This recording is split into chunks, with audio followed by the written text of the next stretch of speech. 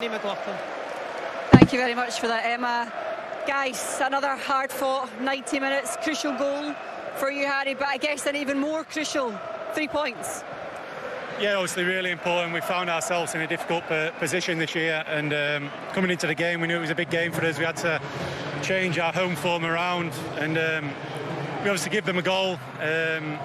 Obviously a poor mistake on our behalf, and then we took control of the game, and I felt like we was playing really well. We were playing some of our best football of the season, especially in that first half, and then to lose a man again in, I think that's 3 in our last 2 months or so. So we made it difficult. We knew the second half would be tough, and obviously we scored from a set play, which was really important, and managed to hold on in the end.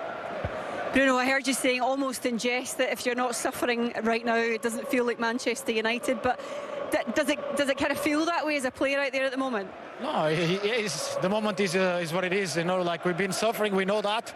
We're not being at our best. As H said probably today, when you're playing your best football, you concede a goal so early, but still get back to the game.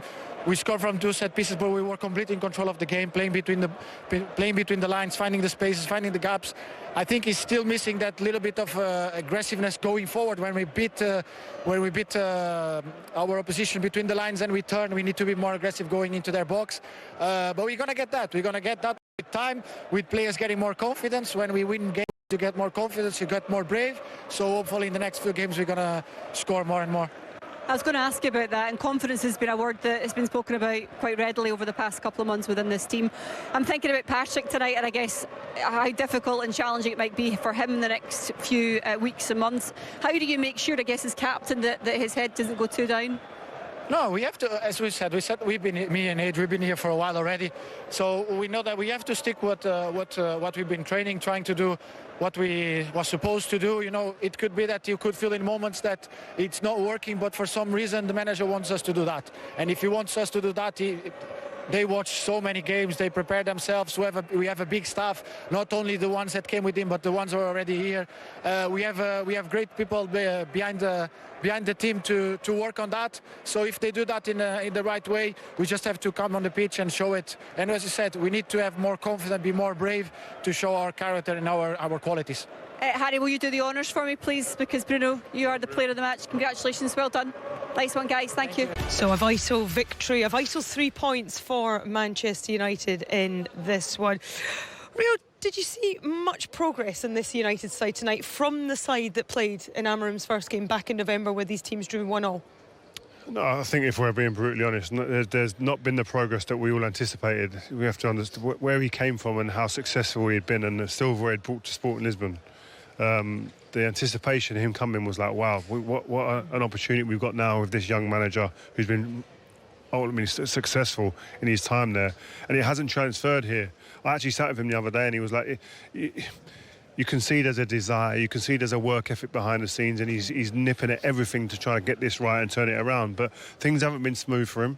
And he hasn't managed to get it to where he wants to at this point in time. But I think he needs to just get to the end of the season and really regroup and then start building again and build the team and coaching the team, because right now they've been stuttering along, and that's probably being polite in the way I've said that.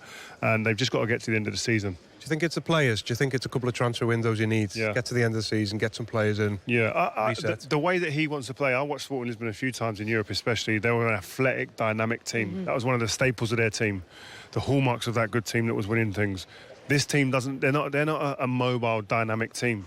And if you look through the heartbeat of this team, they have other qualities, but being physical, having the ability to overrun teams, physically, they don't have that capacity. Xerxes not that up front, is he? Xerxes not that. Maguire, lacking a confidence. It's not their game. So I think he needs to find those type of players with the capabilities of carrying out not only tactically what he wants, but the physicality is equally important. Between now and then, though, he's got to get results, hasn't he? And in this game, they got off to the worst possible start. We spoke before the game about what he would be instructing them: come out, get the crowd on side, don't let Ipswich get a fast start.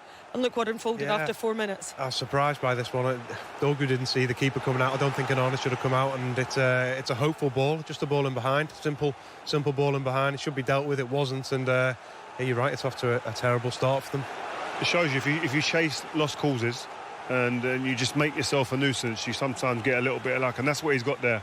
Philogene, and I thought he was in the first half. He had 2 moments, scored 2 goals, but there he's just it's opportunistic, and he just finds a way that. Listen, the young defender there, he's made a mistake, but you've got to be in and around it to capitalise. You as a striker, this is your game. Yeah, you just got to chase lost causes there, and we saw 2 managers today that like playing football. But a lot of the goals came from balls in behind and runners in behind. You always need that in a team. And teams are obsessed now with playing in between and coming in the pocket and playing in front of teams. But what we saw today was balls in the box, balls in behind, chasing lost causes. And that's where the goals came from ultimately. Yeah, it is. And I guess Ruben Amorim at this point would have had his head in his hands, but it's all about the United reaction, and they did manage to draw themselves level. Sam Morsley came back into the team, and he was a bit unlucky, but it was a great delivery, wasn't it, from Bruno Fernandes? Yeah, you can say unlucky, but sometimes the delivery forces mistakes, or it forces a lot of anxiety within a back line, and that's what you saw there. Great delivery, but also Xerxes' position at the front post, making it difficult to see the ball coming in. And this another unbelievable delivery. Got on the ball, it was fastest to the ball in the box. Good finish, but again, it's all about the delivery into the box. And if you look at any league across the world, at any point, any season, the teams at the best of set pieces are at the top of the league, the teams at the worst are at the bottom, whether that be corners, free kicks. And it's so important to have a Bruno in the team to deliver. That's what I was going to say. I mean, Alex Palmer's unlucky there with his 2 saves, but when you've got somebody that can deliver a ball like Bruno Fernandes, we saw it on several occasions here this evening, anything is actually possible. Yeah, it is, and again, I'm sure Ruben Amorim is frustrated in the fact that he has to play Bruno so deep in his team, because he's so vital in terms of creativity. You want to get him closer to the opposition goal.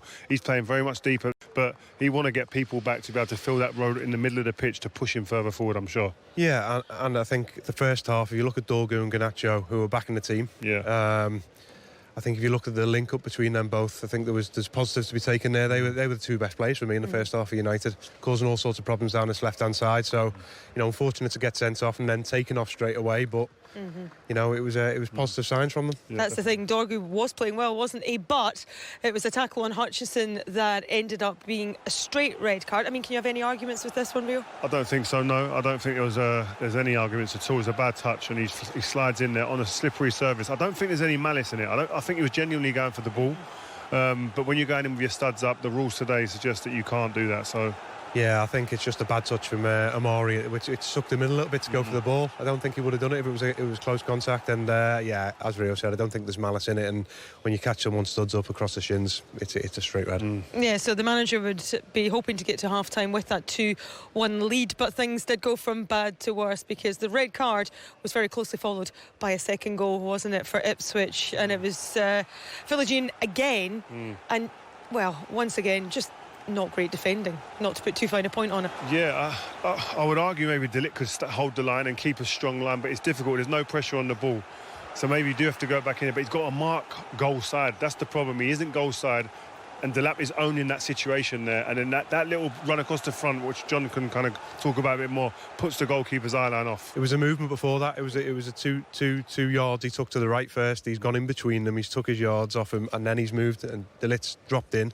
And then it's just getting across the keeper's eye line, and he's unlucky not to get a touch, but Onana can't do much about it. It's a great ball in, because you see free kicks like that, balls in, as long as you're hitting the target or in between the sticks, you've got a chance of going in. What I would say, from a Man United defensive point of view, forget the ball and the people in the box as well. Get out to people, stop crosses. You're paid to do that. Sometimes a bit of intensity and desire to get out there and make it difficult for the man on the ball to put balls into your box where it's very dangerous. Yeah, well, it was all square at half-time, albeit that Ipswich did have the one-player advantage. But what a reaction from Man United in the second half. Harry Maguire, we know what he's capable of at set pieces, and this header was, unstoppable. Yeah, Harry's one of the best in the business in both boxes in terms of heading the ball. I mean, at the weekend he didn't show that defensively, but in this, when he's attacking balls, you've seen with England shirts, he's so dangerous in these areas. He's timing, he's running, he's brave, and when he does get his head on the ball, he knows where to put it. And there's, again, a wonderful delivery. Great execution on the end of it from Harry. What I'm surprised about there, you've got markers usually at set piece, and you've got blockers, and there's 3 people blocking, but none of them will get near him. Philogene's on a penalty spot, and he's one person you don't want to be on the penalty spot trying to head out. So I was surprised by that. Good finish, good desire to show and get on the end of set pieces. So a well-worked corner routine. United were also able to hold on to that lead for the duration of the second half, but it wasn't just about scoring goals as far as Harry Maguire was concerned, because we spoke about Delap, didn't we, before the game, and these two players had a great tussle. Delap trying to get the better of him, Maguire obviously tracking him every stretch of the way, obviously well aware of the danger that he could pose if he was able to get in behind. Yeah, well, listen, before every game, especially as a centre-half, you go, who am I going to be alongside today playing against? And Delap was going to be the guy around the two centre-halves, especially.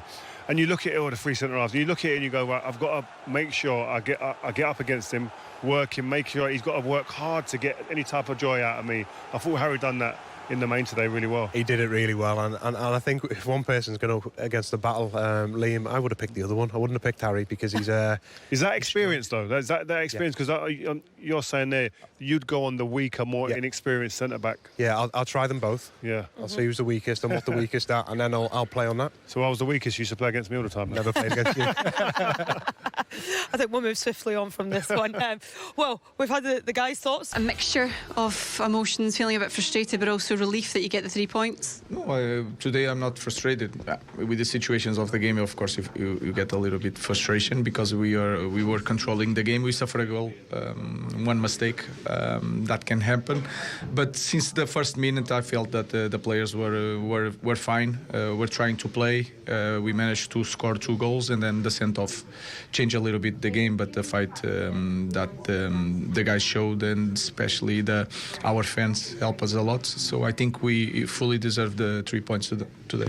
Speaking to Bruno Fernandes just a couple of minutes ago, he said it feels as though to be a Manchester United player right now you have to suffer. Do you want to get to a situation where you don't have to suffer? Of course, we have to enjoy this life, but there is some moments that are really, really hard. But that is natural in every professional. You need to suffer in some moments to enjoy the good moments also. So we have to pass this moment. We have to think just in the next game, not think in the past or in the future. Let's think in the moment. We won this game. Let's prepare for the next one. A difficult night for Patrick, as you sort of alluded to there. Do you worry in case maybe you think he's not ready for this level yet? It's only been a couple of games that he's been involved. It's ready because he proved the last game, and any player here can have a mistake like today, Patrick, and then the sent off. He wants to play the ball. Maybe he's a little bit harsh the way he went for the ball, but he's clearly ready for. He's inexperienced, but he's ready for Premier League. But people judge right away. So last week he was okay, good performance against Everton, and today they will say that he's not experienced enough to play in Premier League. But I don't feel that way. We've talked about confidence before.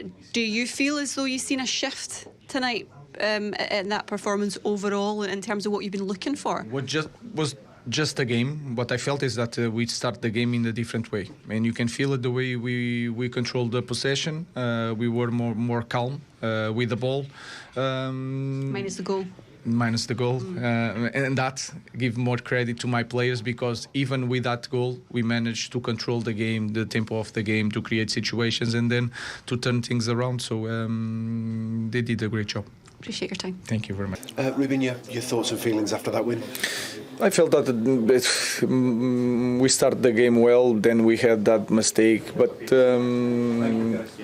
in some games here I felt the team more nervous than today, even with all that mistakes and all the things against us. I think we took control of the game, we created chances, winning set pieces, and then we turned things around. After the sent-off of Dorgu, we fight for the 3 points, and that is also really important to see that character in the team. The set pieces actually really important for Manchester United today, both defensively and offensively. Just a word on that, because we always see you come and sit down and the assistant comes out and finally it seems to be working, and maybe that's unfair. Maybe it's been working, but you haven't been scoring, and we have been improving, because in the beginning of the season we're suffering a lot of goals from set pieces. We are improving the way we defend, and we are improving the way we attack. So the credit is for Carlos, for Adélio, Emmanuel, Andreas. So everybody talked about in the past about the set pieces and Carlos and their work. Today they win the game for us. Bruno Fernandes, key in that. In fact, key all over the pitch, isn't he? He's such a hard-working footballer that has such quality. It's a special player. Always, like I said, always available, with that character that sometimes give him problems, but I really like the character, the way he play in every position, and sometimes you want to push them a little bit down to have more quality in the build-up, and then you want him higher on the pitch to score goals. So he's a very important player for us, and like I said, when it's difficult, he's always there, and that is really important for me. And a word for Harry Maguire, who defensively and offensively really important again today. I think not just Harry, but also Mata and Lenny, with the quality with the ball. Like I said, in the difficult moment, they had more quality with the ball than in certain games. So it's a good feeling for a coach to see that. So they did a great job. Hope you can take that good feeling into Sunday now. Yeah, and I just want also to thank our fans. They are amazing. And when they see the team fighting, they just enjoy. Even with a team that is not playing so well and is doing this season. But the feeling from the fans is unbelievable. Ruben, thank you. He's very optimistic, isn't he? After that, full of praise for his players. Do you feel it's justified? I think that's what he's got to do. He has to find a way of instilling confidence in this team. And I think if he's going to come out and berate people publicly at this moment in time, then I think that's where we're going against that. He's got to build that confidence. And I think there was parts of the game here where he could do that with his players. And I'm sure behind closed doors it'll be nitpicking here and there, as managers do, and rightly so. But I think the big thing is they went a goal down here at Old Trafford, pressure immense, and responded in a positive way. And they've got an opportunity now, haven't they? They've got Fulham in the Cup, Sociedad in the Europa League, and then Arsenal here in the Premier League. But they've got a couple of fixtures now, with no disrespect to the opposition, where they could potentially string a run of victories together. Yeah, they got a couple of winnable fixtures, definitely, but with all the noise going off behind the scenes, and we spoke about it before the game, a win always makes everyone feel better. The supporters are feeling better, the staff are feeling better. It fills you with confidence. So it doesn't matter how it's done. Winning football matches is his job, and he's done it today. So it just puts a smile on everyone's face. It makes you feel better. 2 winnable fixtures.